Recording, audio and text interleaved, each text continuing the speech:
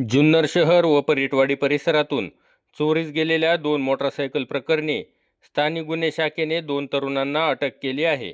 या कारवाईत सुमारे 1,10,000 रुपये किमतीच्या 2 दुचाकी जप्त करण्यात आल्या आहेत.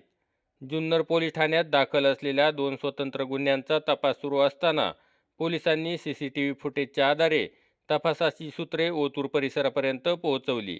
गोपनीय माहितीच्या आधारे समर्थ बाळासाहेब ढगे व अथर्व सचिन साबळे दोघेही राहणार ओतूर हे चोरीची शाईन मोटारसायकल वापरत असल्याचे समोर आले. 7 मे रोजी कुमशेत फाटा येथे सापळा रचून त्या दोघांनाही ताब्यात घेण्यात आले. चौकशीत त्यांनी गुन्ह्याची कबुली दिल्यानंतर चोरीस गेलेल्या शाईन व बुलेट अशा 2 मोटारसायकली जप्त करण्यात आल्यात.